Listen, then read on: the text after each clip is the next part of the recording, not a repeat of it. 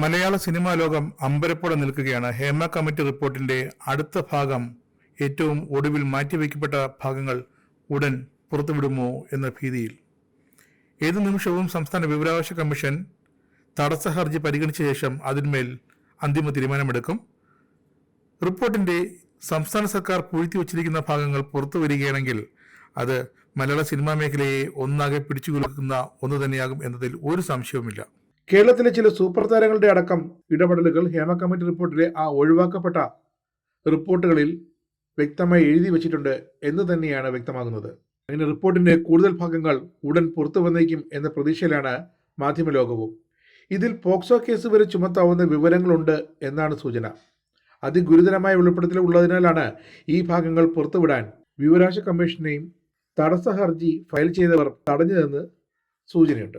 Report പുറത്തുവിട്ടപ്പോൾ തന്നെ വിവരാവകാശ കമ്മീഷന്റെ ഉത്തരവിന് വിധേയമായി ചില പേജുകൾ സംസ്ഥാന സർക്കാർ ഇടപെട്ട് ഒഴിവാക്കിയിരുന്നു.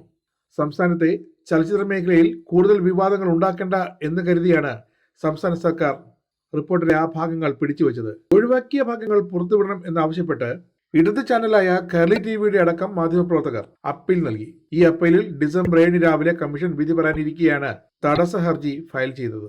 സർക്കാർ പുറത്തുവിടാത്ത റിപ്പോർട്ടിലെ ഭാഗങ്ങൾ തങ്ങൾ അന്തിമമായി പുറത്തുവിടുന്നത് നേരത്തെ വിവരാവകാശ കമ്മീഷൻ നിലപാടുമെടുത്തിരുന്നു. പക്ഷേ തടസ്സ ഹർജി വന്നതോടെ കമ്മീഷന് അതിനും തടസ്സമായി. ഇനി ഹർജിക്കാരന്റെ വാദം കൂടി കേട്ട ശേഷം മാത്രമാകും വിവരാവകാശ കമ്മീഷന്റെ ഉത്തരവുണ്ടാകുക. കമ്മീഷന്റെ ഉത്തരവ് എന്തായാലും നടപ്പാക്കുമെന്ന് സർക്കാർ വ്യക്തമാക്കിയിട്ടുണ്ട്. പന്ത് ഇപ്പോൾ കമ്മീഷന്റെ കോർട്ടിലാണ്. റിപ്പോർട്ടിനായി വിവരാവകാശ നിയമപ്രകാരം അപേക്ഷ നൽകിയ മാധ്യമ പ്രവർത്തകരിൽ നിന്നും കമ്മീഷൻ നിയമാനുസൃതം പണം വാങ്ങിയിരുന്നു. പണം വാങ്ങിയതോടെ ആവശ്യപ്പെട്ട പേജുകൾ വിവരാവകാശ നിയമപ്രകാരം നൽകിയേ മതിയാകൂ എന്നാണ് കമ്മീഷന്റെ ഇപ്പോഴത്തെ നിലപാട്. ഇതോടെയാണ് സാംസ്കാരിക വകുപ്പിന്റെ എതിർപ്പിനെ മറികടന്ന് റിപ്പോർട്ടിന്റെ ബാക്കി ഭാഗം പുറത്തുവരാൻ വഴിയൊരുങ്ങിയത്. ഹേമ കമ്മിറ്റി റിപ്പോർട്ടിൽ നിലവിലുള്ള മൊഴികളുടെ അടിസ്ഥാനത്തിൽ പുറത്തുവന്ന വാർത്തകളുടെയും മൊഴികളുടെയും ഒക്കെ അടിസ്ഥാനത്തിൽ നടന്മാർക്കെതിരെ പോലീസ് കേസെടുത്തിരുന്നു. അതിൽ ചില നടന്മാർക്കെതിരെ ഉയർന്നത് വ്യാജ ആരോപണമാണെന്ന് വ്യക്തമായിരുന്നു. പക്ഷേ സിദ്ദിഖ്, ഇടവേള ബാബു അടക്കം മുൻനിര നടന്മാർ ഇപ്പോഴും ജാമ്യത്തിലാണ്.